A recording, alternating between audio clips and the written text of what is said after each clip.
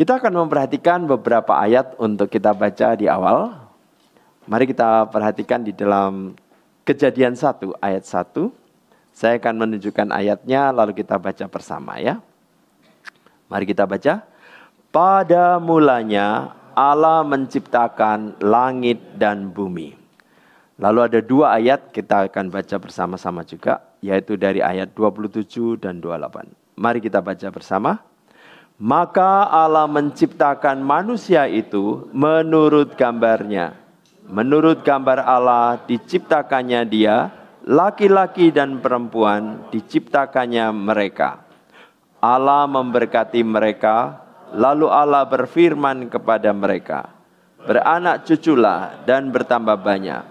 Penuhilah bumi dan taklukkanlah itu. Berkuasalah atas ikan-ikan di laut dan burung-burung di udara dan atas segala binatang yang merayap di bumi. Di dalam beberapa hari ini saya sempat menulis pesan kepada istri saya waktu saya di kantor.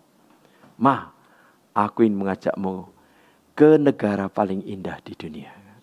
Nah, saudara, tahukah Anda negara paling indah itu? Di sini ada berita dari Forbes. Itu adalah berita yang terkenal ya di dunia, majalah ini. The World's 50 Most Beautiful Countries. Dan di sana dikatakan, Anda tidak akan percaya ya bagaimana ranking ini. Nah, saudara perhatikan di alinea ketiga, di sana disebutkan satu negara. Anda mungkin kenal ya. Coming at the top of the list as the most beautiful place on earth is Indonesia. Wow, kita bersyukur ya, ternyata kita berada di negara yang paling indah. Jadi waktu saya beritahu istri saya, negara yang paling indah saya ingin ajak kamu adalah Indonesia. Wah, dia senang. Ternyata saya suami yang baik ya, mengajak dia ke negara yang paling indah. Saudara-saudara, waktu Forbes mengungkapkan ini menjadi ingatan saya selama beberapa tahun. Wah, saya senang sekali. Jadi saudara-saudara, kalau kita sempat terpesona, mungkin pernah lihat negara-negara yang bagus seperti di Swiss, atau di Korea, atau di Amerika seperti Belanda, atau New Zealand. Nah saudara-saudara, orang-orang di negara itu pengen ke luar negeri. Nah, luar negeri yang ingin mereka tuju adalah Indonesia. Jadi kita sudah di luar negerinya mereka ya. Nah, saudara-saudara, salah satu alasannya adalah dari Sumatera itu kalau di Runtun itu selalu ada objek-objek wisata menarik seperti Danau Toba, pegunungan yang indah di Padang, lalu di Jawa Barat kita tahu sendiri, lalu Jawa Timur seperti Gunung Bromo, lebih ke timur lagi Bali, Labuan Bajo, kemudian di Papua. Nah, di Papua ini saya mau tunjukkan fotonya. Nah, ini adalah Raja Ampat ya. Kalau Anda pernah ke sana, Anda kehabisan kata-kata untuk mengutarakan keindahannya. Nah, kalau begitu difoto, kayaknya biasa saja. Tapi begitu Anda di tengah-tengah situasi, kehabisan kata-kata Anda ya. Dan ketika Anda mau mengatakan dengan gesture Anda cuma bisa begini. Habis ya. Sangat indah ya. Nah, saudara, saya sempat berada di tempat itu, lalu saya dalam posisi semacam ini ya, antara permukaan dan dalam air dengan menggunakan kacamata renang. Dan saudara ini kalau difoto semacam ini, airnya bening sekali ya, dan indah sekali ikan-ikan di sana ya. Jadi ketika saya menuju ke pelosok Raja Ampat yang sangat sepi, ternyata di sana ada periset dari Australia meneliti, siapa tahu ada spesies yang belum ditemukan. Kalau ditemukan, dia akan menemui nama ikan itu sebagai nama dirinya. Nah, sehingga dapat dikenang begitu ya. Banyak binatang yang menarik. Dan sekalipun Anda belum menyelam ke bawah, bahkan lihat dari atas saja Anda sudah melihat pemandangan yang indah ya. Jadi ini adalah foto-foto di Raja Ampat. Nah, saudara, kalau kita mengingat bahwa ini adalah negara yang indah, mungkin Anda juga ingat apa yang terjadi di awal Maret yang lalu. Peristiwa ini. Ya, kita mulai merasa, ya ini adalah kenyataan yang tidak enak ya untuk diungkap ya. Banjir capai 3 meter dan banjir sangat besar sekali ya. Sampai mobil-mobil tenggelam dan orang mulai belajar bagaimana cara beli mobil bekas supaya tidak kena mobil yang sudah kena banjir. Ya. Padahal kan ada ungkapan banjir Bekasi 2025 terparahkah di dalam sejarah. Ya. Sampai kemudian pas Gubernur Jawa Barat juga baru dilantik, dia langsung meneliti apa sebabnya. Nah, seorang pejabat pemerintah di pusat mengatakan kalimat yang membuat saya kaget. Anda tahu apa? Kenapa banjir? Karena airnya banyak katanya. Karena airnya banyak. Lalu netizen ada yang menulis di bawahnya. Banjir karena air, terbakar karena api. Jawaban yang pintar sekali katanya. Nah, saudara, Gubernur Jawa Barat Deddy Mulyadi kemudian menelusuri dan mencoba menemukan biang kerok banjir di Jakarta. Dan dia kemudian menuju ke puncak dan di sana dia menemukan salah satu bangunan ini, Hibis Fantasia. Dia menangis karena bagian puncak itu yang sudah bertahun-tahun dilarang ternyata diam-diam digunduli lalu dipasang tempat wisata semacam ini. Dia menangis dan kemudian bongkar ya. Nah, saudara, inilah kenyataan yang tidak enak. Nah, saudara, sebenarnya kerusakan lingkungan bukan hanya di puncak. Banyak tempat dan di dunia ini sudah banyak hal yang membuat kita prihatin. Ini membuat kita berpikir, harusnya bagaimana manusia menyikapi lingkungan atau alam atau bumi yang kita tinggal ini. Jikalau salah menyikapi, yang terjadi adalah semacam ini. Mengutamakan kepentingan ekonomi, lalu demi kepentingan ekonomi menguntungkan pemiliknya, banjir di puncak, lalu kemudian melewati siaga 1, banjir di Jakarta, banjir di Bekasi, dan merugikan banyak orang. Bagaimana seharusnya kita menyikapi bumi yang diberikan oleh Tuhan ini? Nah, saya mengajak kita memikirkannya ya. Nah, saudara perhatikan di dalam ayat ini, pada mulanya Allah menciptakan langit dan bumi. Ayat ini mengungkapkan bahwa Allah yang mencipta, maka Allah adalah pemilik. Allah adalah yang empunya bumi ini. Maka saudara, waktu kita menyadari Tuhan yang punya, maka harusnya di dalam diri kita ada semacam perasaan sungkan. Karena Tuhan yang punya sedang menitipkan pada kita untuk kita diami, harusnya kita menggunakan bumi dengan perasaan sungkan dan perasaan sadar Tuhan sang pemilik, Tuhan yang hidup itu memperhatikan, memantau dan memberikan sanksi pada mereka yang tidak menggunakannya secara benar. Nah, Raja Daud itu pernah bermazmur semacam ini. Tuhanlah yang empunya bumi serta segala isinya dan dunia serta yang diam di dalamnya. Nah, saudara-saudara, bagi orang-orang di dunia ini, mereka punya konsep berbeda-beda. Ada yang mengatakan dunia ini ada dengan sendirinya. Bukannya mereka tidak mengerti penjelasan bahwa Allah itu ada, bahwa Allah itu berkuasa, bahwa Allah itu mencipta. Tetapi mereka semacam ada kekhawatiran. Kalau saya percaya adanya Allah, wah, saya harus mempertanggungjawabkan hidup ini kepada Allah. Dan itu menakutkan. Maka daripada hidup was-was berhadapan dengan Allah yang menakutkan, mereka menindas kesadaran keberadaan Allah itu dengan suatu ungkapan Allah tidak ada. Dan supaya konsisten dengan pernyataan Allah tidak ada, bagaimana dengan adanya dunia? Mereka akan mengatakan dunia ada dengan sendirinya. Tetapi saudara, kalau seseorang mengatakan dunia ada dengan sendirinya, dia sendiri adalah manusia yang berpribadi.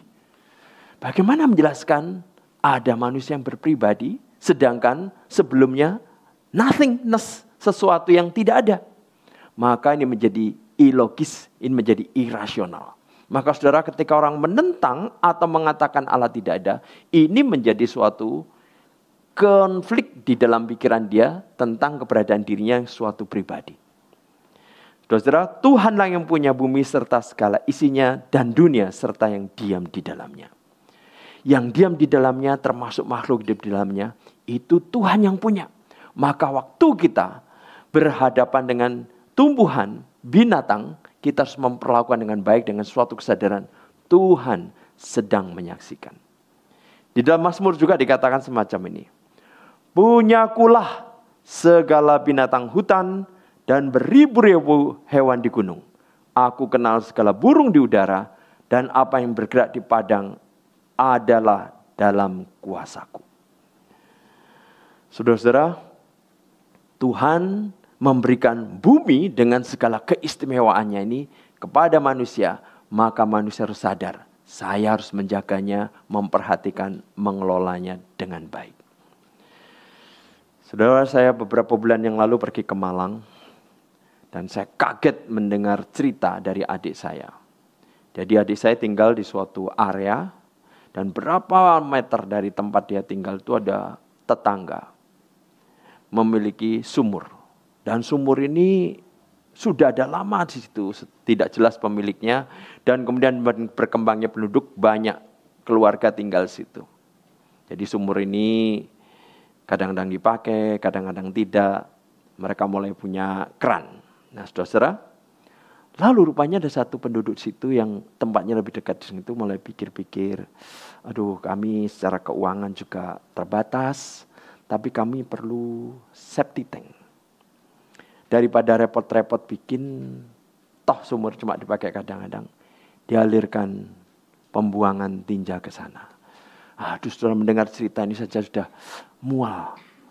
Betapa teganya sumur yang sudah digunakan bertahun-tahun, entah itu orang-orang tertentu sekarang digunakan pembuangan.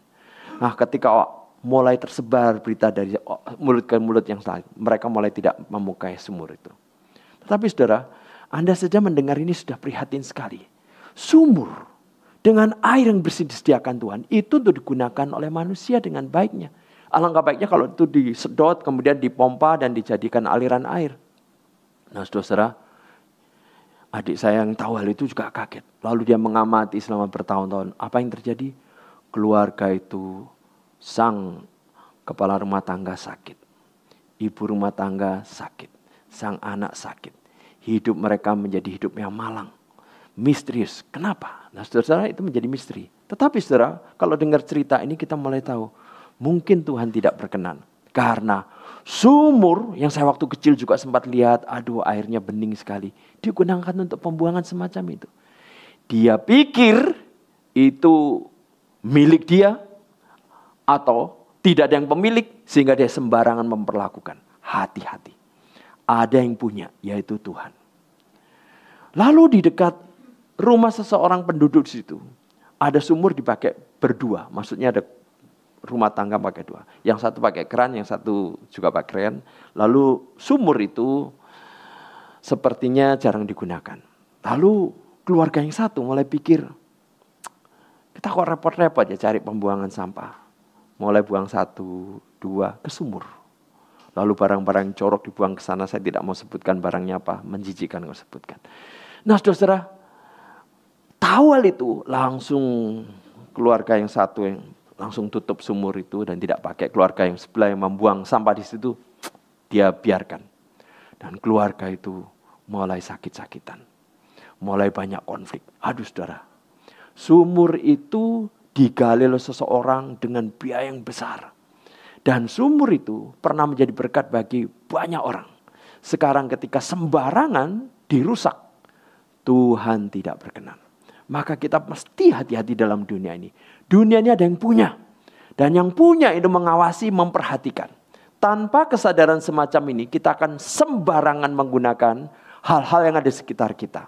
Nah, saudara-saudara, di 1 Yohanes 1 ayat 3 dikatakan, segala sesuatu dijadikan oleh Dia, dan tanpa Dia tidak ada sesuatu pun yang telah jadi. Saya waktu membaca Imamat juga kaget saudara. Tanah di Kanaan itu sudah dibagikan kepada orang Israel. Jadi orang Israel menjadi pewaris dari apa yang pernah diberikan Allah kepada Abraham. Tetapi saudara perhatikan apa yang dikatakan Tuhan kepada orang Israel. Demikian. Tanah jangan dijual mutlak, karena akulah pemilik tanah itu. Sedang kamu adalah orang asing dan pendatang bagiku. Saudara, mari kita sadar, kita pendatang. Ya, kita mungkin lahir di Indonesia, kita orang Indonesia, Tapi di bumi yang milik Tuhan ini kita pendatang. Mari kita sadari sebagai pendatang perlakukan bumi dan sekitar kita dengan sebaik-baiknya. Jangan ketika kita datang dan kita pergi berbeda sekali dalam arti semakin rusak, semakin amburadul. Nah, saudara-saudara, Allah yang mencipta, Allah pemilik, Allah memperhatikan, dan dia tidak rela ada kerusakan. Dari mana kita tahu dia tidak rela kerusakan? Nanti di akhir zaman Tuhan akan membuat langit dan bumi baru. Saudara, dari kata langit, dari kata bumi yang juga dipakai sekali lagi, ini berarti langit dan bumi yang akan bumi baru itu bukan sama sekali baru, tetapi perbaikan dari bumi yang kita tinggali sekarang. Di dalam bahasa Yunani itu saya pernah menunjukkan ada dua macam istilah baru. Baru yang pertama adalah neo. Neo berarti dari lama menjadi baru. Lama dan baru yang tidak ada hubungannya. Misalnya saya punya mobil Mazda, sekarang punya mobil Suzuki. Beda mereknya. Mobilnya baru. Tapi kalau baru yang kedua adalah kainos. Nah, kainos misalnya Suzuki-nya lama, tetapi kemudian dicat ulang, diperbarui jadi bagus sekali, bersih, wangi. Nah, ini juga baru. Ini pakai kata kainos. Langit dan bumi baru memakai kalimat kainos. Artinya bumi yang kita tinggali, waktu kita rusak, Tuhan tidak rela dirusak, dia akan perbaiki. Dan untuk kerusakan yang kita lakukan, Tuhan akan memberikan sanksi. Tanpa kesadaran semacam ini, kita akan sembarangan untuk mengotori, merusak, mempolusi, mencemari, dan kita pikir tidak apa-apa selama orang lain tidak tahu. Saudara, saya baru melihat suatu video apa yang menyebabkan salah satu banjir di Bekasi. Bukan karena airnya banyak, saudara. Ada orang memvideo, ternyata ada truk-truk yang mengangkut sampah itu. Sampahnya bukan dibuang ke tempat pembuangan akhir, tapi dibuang di tempat yang terpencil di pinggir sungai. Nah, itu sudah berjalan bertahun-tahun. Truk-truk itu secara sembunyi-sembunyi membuang di sana. Dan ketika itu timbunan menggelinding ke sungai, mengalir ke sungai, sungainya dangkal, terjadilah banjir saat kemudian air yang banyak melimpah di sana. Saudara-saudara, ini adalah memprihatinkan. Mari kita lihat pembahasan dari Kejadian 1 ayat 28. Di sana dikatakan, Allah memberkati mereka, lalu Allah berfirman kepada mereka, beranak cuculah dan bertambah banyak, penuhilah bumi dan taklukkanlah itu. Mari kita bayangkan bahwa kita melihat bumi ini sebagai tempat yang indah di alam semesta. Sehingga disebut blue planet dan disebut sebagai semacam marble atau kelereng raksasa di alam semesta. Nah, saudara, ketika Tuhan sudah mencipta amat sangat baik, Tuhan menitipkan bumi ini kepada Adam. Nah, saudara, uniknya Adam ini dicipta dengan beberapa karakteristik yang ada pada Tuhan, supaya dengan apa yang Tuhan titipkan pada Adam, Adam bisa mengelolanya. Termasuk sifat ketuhanan diberikan pada Adam untuk dia bisa mengelola. Sifat rasio yang mengerti kebenaran untuk bisa mengelola dunia ini dengan kebenaran dia mengerti dari Tuhan. Sifat kasih seperti halnya Allah kasih supaya bisa mengasihi apa yang Tuhan ciptakan ini, termasuk mengasihi sesama. Dan berbagai aspek lainnya. Nah, saudara-saudara, waktu kita belajar tentang manusia dengan jati dirinya, mari kita mengerti siapakah manusia itu. Saudara-saudara, saya pernah waktu mengajar di suatu kelas, sebelum mengajar ada beberapa student menemui saya. Pak Peter, kita ini kan pelajaran agama Kristen. Ada juga pelajaran Christian worldview. Kok bisa membahas tentang bumi dan lingkungan? Apa hubungannya? Wah, buat dia itu aneh sekali. Buat dia yang wajar itu, kalau bicara Christian worldview, bicara keselamatan, doktrin Kristus, doktrin manusia, doktrin dosa, doktrin malaikat, doktrin Allah, doktrin masa depan, doktrin eskatologi, doktrin malaikat, dan sebagainya. Ini kok bicara tentang bumi? Nah, saudara-saudara, saya bisa mengerti ungkapan itu Karena mungkin dia tidak paham bahwa di dalam Alkitab itu ada pengertian yang bisa untuk membahas tentang lingkungan. Nah saudara, apalagi jikalau dia belajar tentang jati diri manusia. Mari kita lihat. Kalau kita perhatikan ayat ini, lalu kita ekstrak, seperti yang saya pernah bahas beberapa waktu yang lalu. Ini bisa kita katakan manusia adalah ciptaan Allah. Lalu kalau kita buat personal akan semacam ini. Aku adalah ciptaan Allah. Nah, ini adalah jati diri kita. Ayat ini masih belum selesai. Menurut gambar dan rupa kita.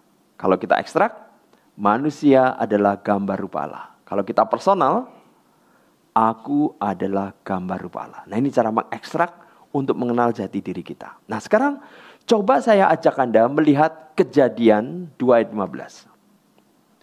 Tuhan Allah mengambil manusia itu dan menempatkannya. Bagaimana kita membaca ayat itu dan mengkaitkan dengan identitas diri kita? Aku berada di tempat tertentu. Di waktu tertentu, tempat tertentu, kita tidak hadir. Itulah manusia. Lalu kita lihat lagi. Dalam Taman Eden. Bagaimana kita mengekstrak? Aku bagian dari lingkungan ekosistem. Tuhan sudah siapkan Taman Eden dengan begitu indah. Baru ada yang ditempatkan di sana. Dia ciptaan. Taman Eden juga ciptaan. Dia bagian dari ciptaan. Jikalau dia merusak ciptaan, itu akan merugikan dia. Tapi jikalau dia mengelola dengan baik, itu juga membuat kesinambungan di dalam hidup dia. Lalu kita perhatikan. Untuk mengusahakan. Aku adalah pengelola lingkunganku. Nah saudara, identitas ini adalah jati diri kita. Tanpa kita menyadari identitas ini, lalu kita sembarangan memperlakukan lingkungan, kerusakan lingkungan ternyata bisa menghancurkan hidup kita. Mematikan hidup kita. Itu sebabnya topik-topik semacam ini perlu kita mengerti. Dan memelihara taman itu. Aku adalah makhluk yang bekerja, mengelola, memelihara. Ini adalah apa yang ditugaskan Tuhan kepadaku. Nah saudara, mari kita menyadari jati diri kita ini. Yang diberi tugas oleh Tuhan untuk berada di tempat tertentu. Dan lingkungan kita itu adalah bagian hidup kita. Kita mengelola dan kita adalah makhluk yang diberikan kemampuan oleh Tuhan untuk mengelolanya.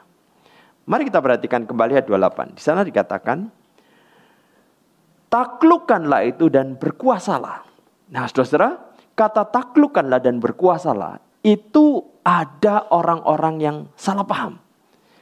Dulu pernah ada orang dari Skotlandia lalu tinggal di Amerika. Namanya Ian McHugh. Nah saudara, waktu dia melihat kerusakan di dunia ini. Kristen berkembang, Kristen mengabarkan Injil kemana-mana. Lalu juga kerusakan lingkungan berkembang. Dia kemudian menuduh ini kerusakan gara-gara kekristenan.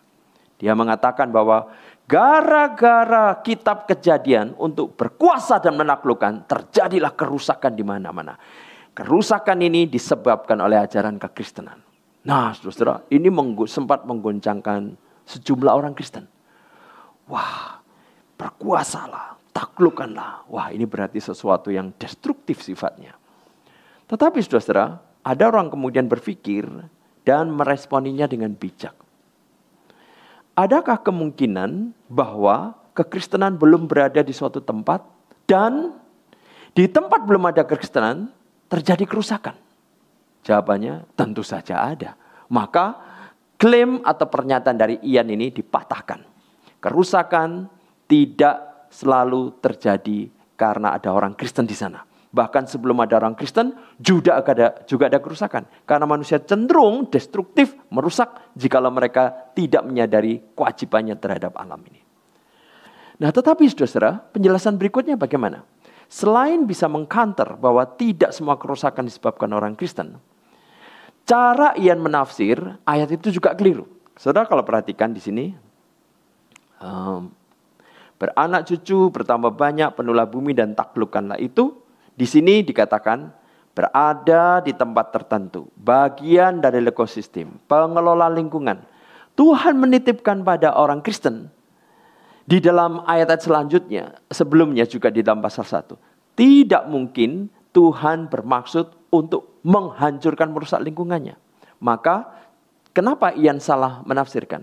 Karena dia berdasarkan satu ayat saja, lalu mengembangkan pengertian menurut pemikirannya sendiri. Taklukkanlah, berkuasalah. Di dalam bahasa Ibrani lalu disebutkan sebagai menginjak. Nah, saudara, menafsir ayat tidak semudah itu. Menafsir ayat harus dikaitkan dengan pengertian ayat-ayat yang lain. Apalagi jikalau dikombinasikan dengan Kejadian 2:15 ini. Tuhan yang menitipkan, Tuhan yang memberi tugas. Tidak mungkin Tuhan bermaksud memberi tugas pada manusia untuk menghancur atau merusakkannya. Mari saya ungkapkan lagi apa yang pernah saya ungkapkan. Mari kita ingat bahwa Tuhan setelah menciptakan dunia dengan segala isinya dan amat sangat baik, Tuhan menitipkan pada manusia. Dan orang yang titipnya adalah Adam.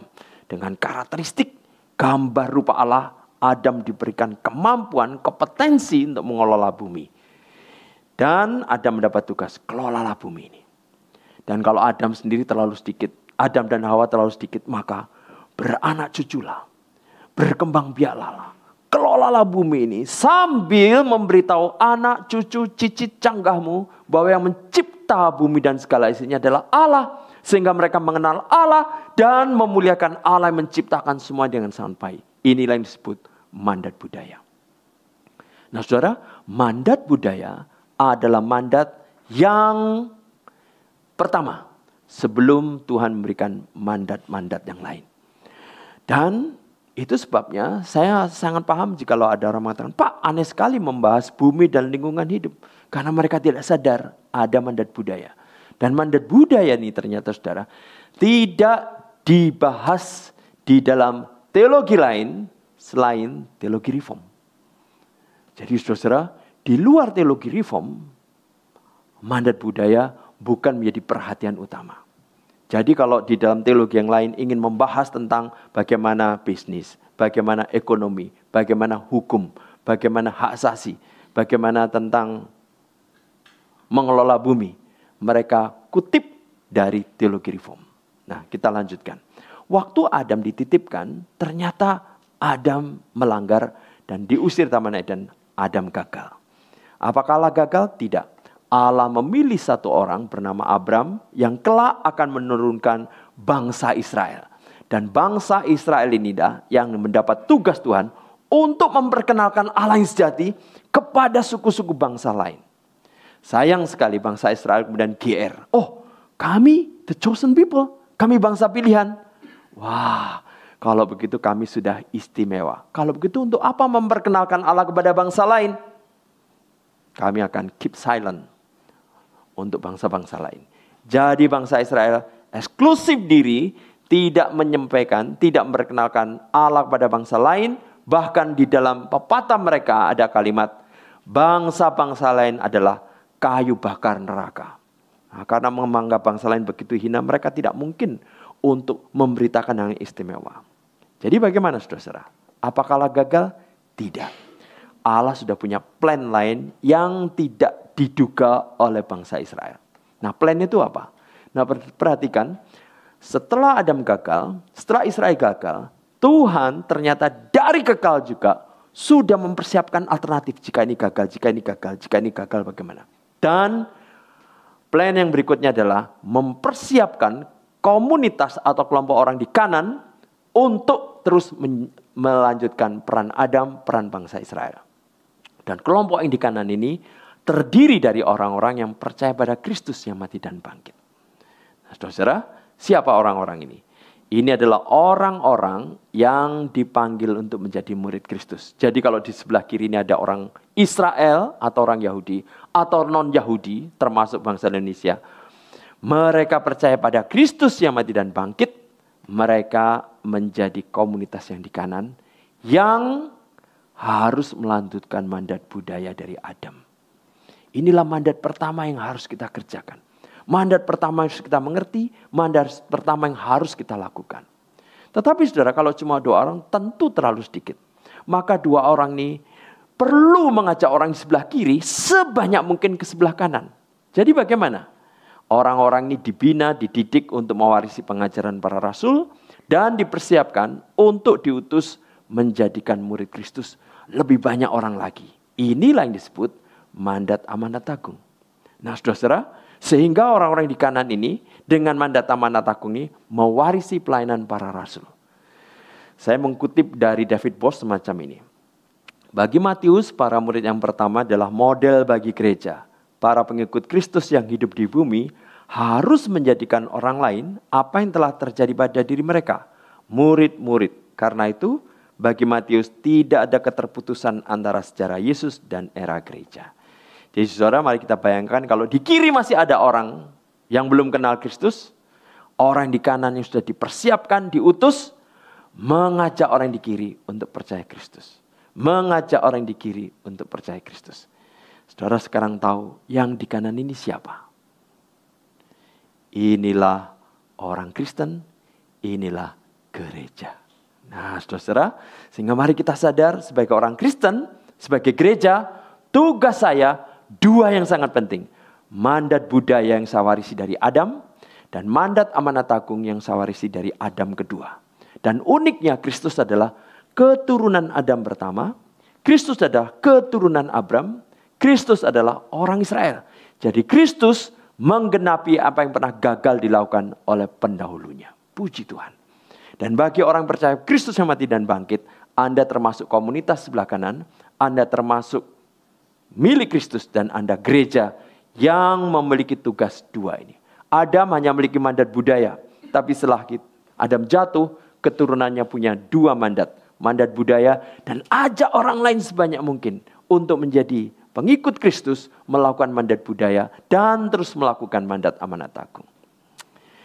Saudara, ada satu buku yang ternyata pembukaannya menggabungkan ini. Nah, ini tujuan yang menarik. Saya bacakan ya.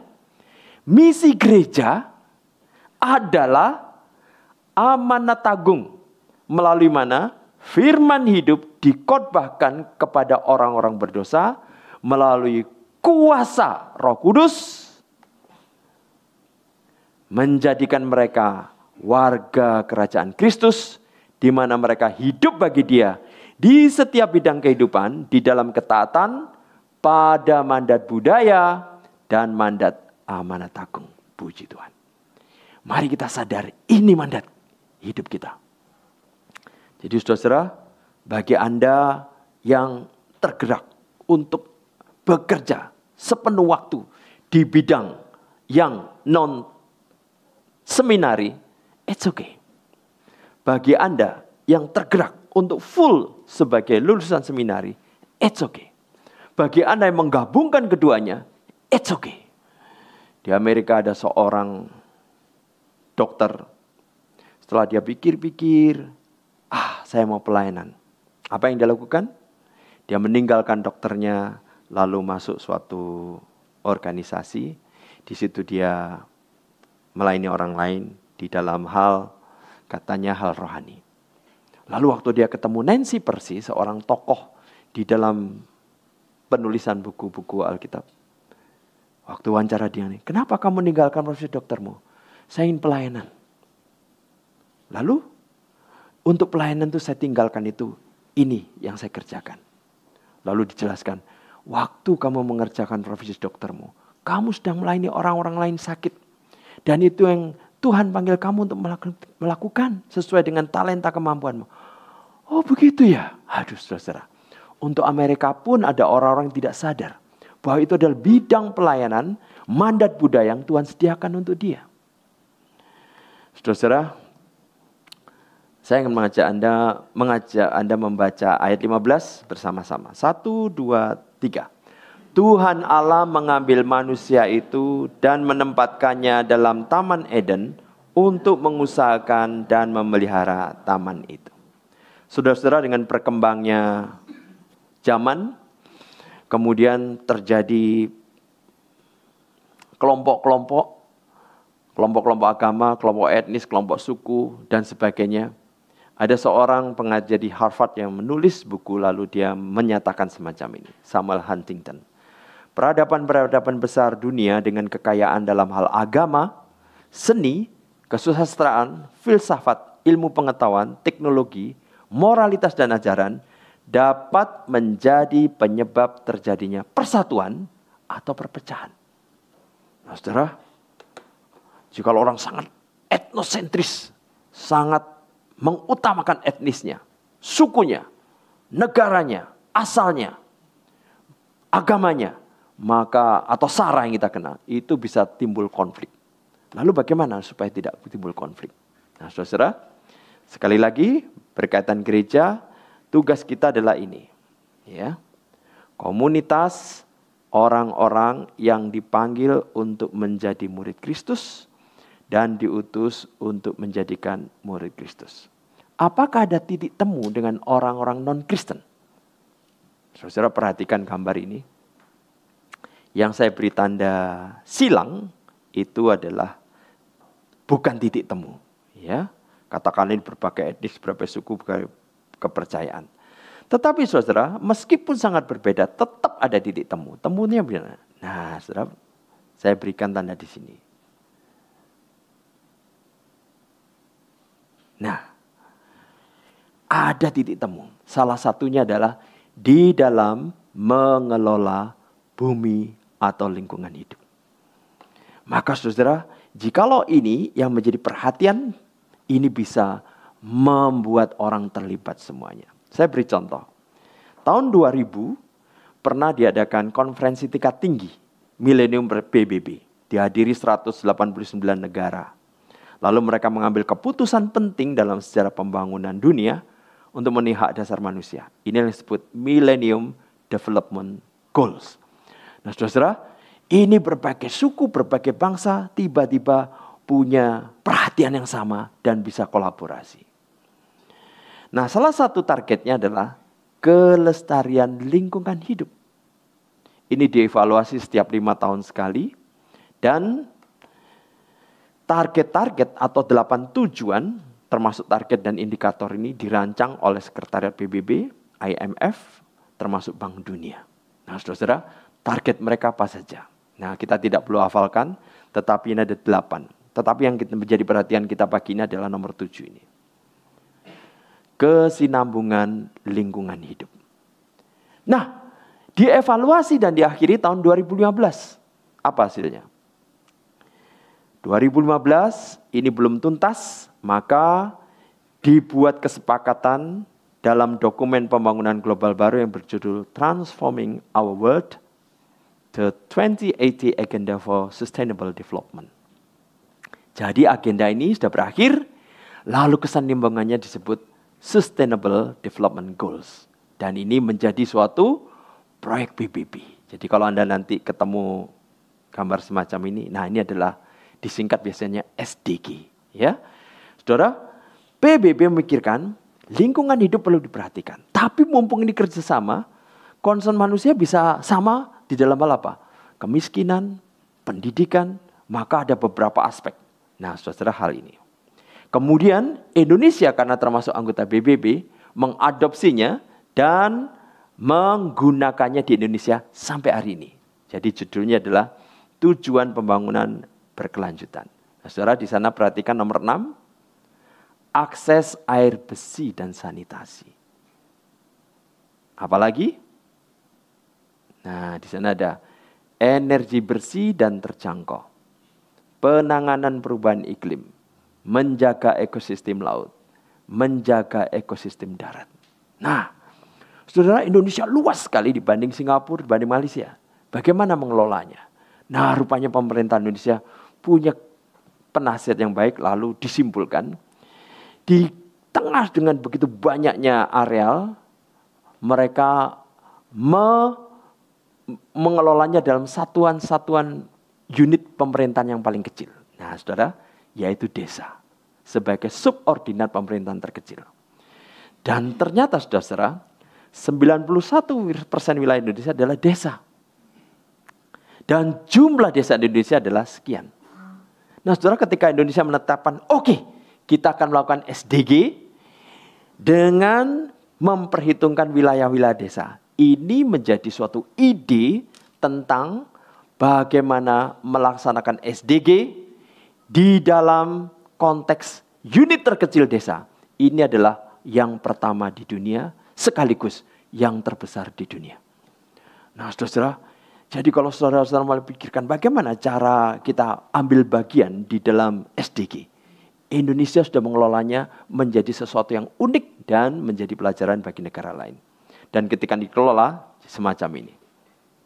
2015 digelontorkan sekian, 2016 sekian, terus terjadi peningkatan. Diharapkan desa-desa nanti berkembang, dengan desa-desa berkembang, nantinya Indonesia juga berkembang. Nah, sampai hari ini saudara, jumlah desa yang mandiri adalah sekian. Sudah settle, sudah survive, sudah bagus. Yang berkembang sekian, ya, dan yang tertinggal adalah sekian. Nah, jadi saudara, puji Tuhan Indonesia punya model pengelolaan semacam ini. Dan kalau Anda suatu saat ketemu logo semacam ini, nah ini adalah logo dari SDG dunia maupun SDG Indonesia. Kadang-kadang tanpa gambar itu supaya tidak jelimet dan lebih gampang untuk membuat sablonnya. Nah, semacam ini. Ya, baik saudara-saudara, waktu saya sudah berakhir. Apakah ada pertanyaan sampai di sini?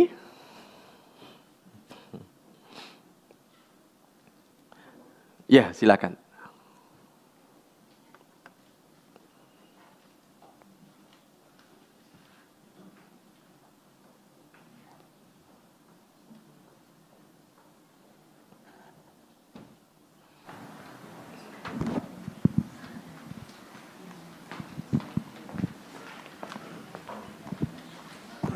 Baik, terima kasih Pak Pendeta. Kebetulan karena kita lagi temanya berkaitan dengan Hari Bumi, kira-kira mungkin sebulan yang lalu, negara Indonesia tuh mendapatkan suatu penghargaan karena penelitinya berhasil menemukan suatu penelitian dalam rangka mereka riset ke Antartika. Kalau nggak salah namanya Dr. Gary Utama kalau nggak salah. Jadi beliau bisa menemukan bahwa ada sebuah fosil kayu yang ditemukan ketika mereka ekspedisi ke Antartika dan diperkirakan usianya itu sekitar 130 juta tahun, Pak. Jadi ini jadi pertanyaan adalah sekarang kalau kita melihat ke Alkitab, kalau kita runtut-runtut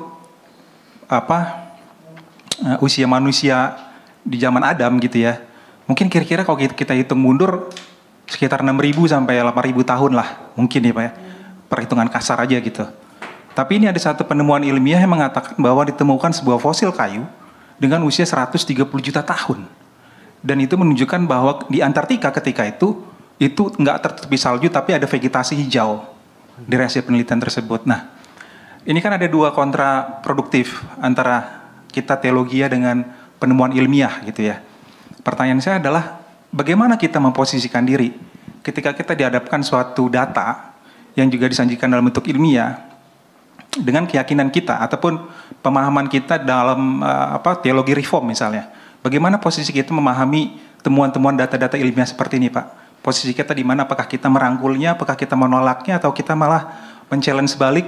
Kalaupun kita men-challenge balik temuan-temuan seperti itu, apakah ada bahan data dasar yang kita bisa gunakan juga ketika kita berdiskusi dengan orang-orang peneliti-peneliti seperti itu gitu ya. Itu kan peneliti kan juga kredibilitas juga, mereka punya institusi, mereka juga bekerja dalam suatu proyek ilmiah yang sangat membantu peradaban manusia juga gitu. Mungkin itu aja sih Pak, terima kasih. Baik, terima kasih untuk pertanyaan tersebut ya. Nah, sebelum menjawab pertanyaan tersebut saya ingin menunjukkan satu gambar ya.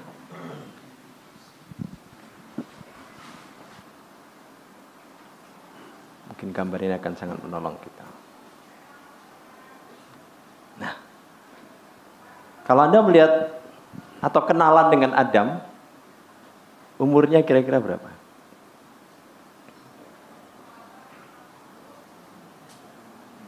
Berapa?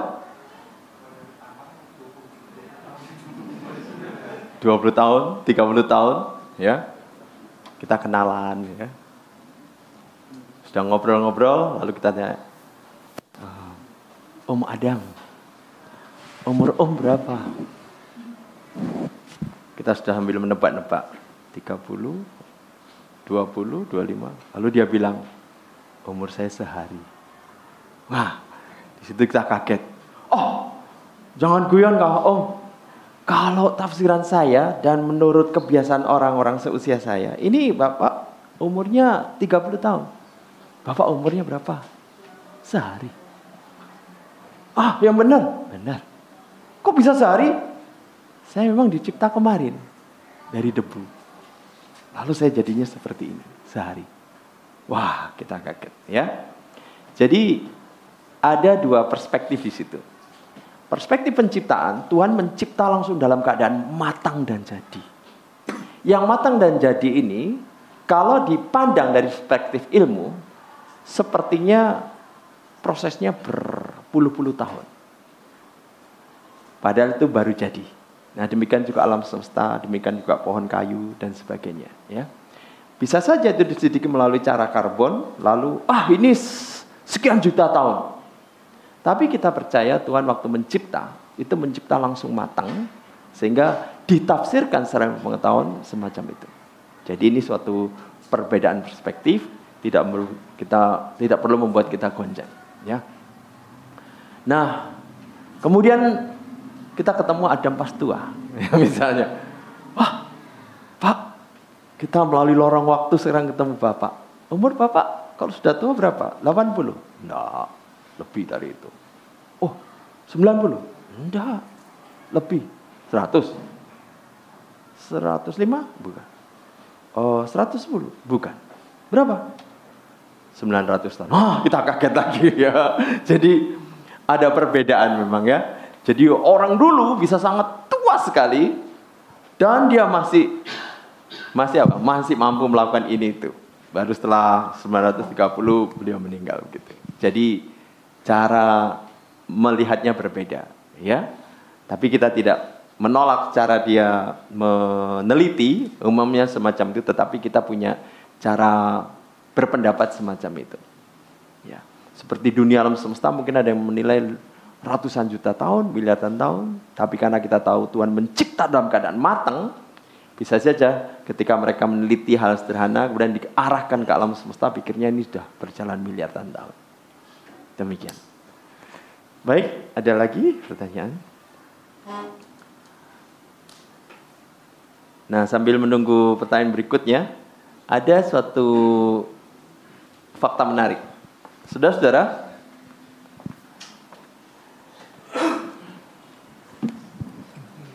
Halim Iskandar adalah menteri desa tertinggal dan dia menulis buku.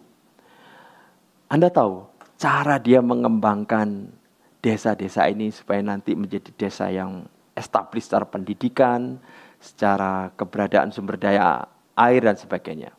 Dia memakai kutipan ini. Ajaran agama diyakini sebagai sumber energi budaya pembangunan seperti terlihat pada etos kerja Kristen Protestan menurut tesis Max Weber tentang Calvinisme.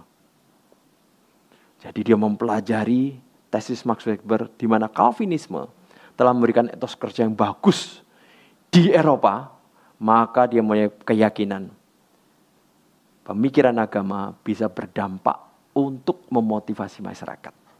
Lalu dia akan terapkan di Indonesia melalui agama Kristen, agama Islam, agama Buddha, karena warisan ini. Wah, kita puji Tuhan ya. Jadi saya pernah membahas sekilas bahwa Calvinisme memiliki dampak yang besar terhadap ekonomi untuk Jerman, Swiss, Belanda dan sebagainya ya. Karena keyakinan, kepastian, keselamatan di dalam Kristus. Sementara mereka yang bukan Calvinisme ada kebimbangan, jangan-jangan keselamatanku hilang waktu aku bekerja di dunia yang berdosa ini.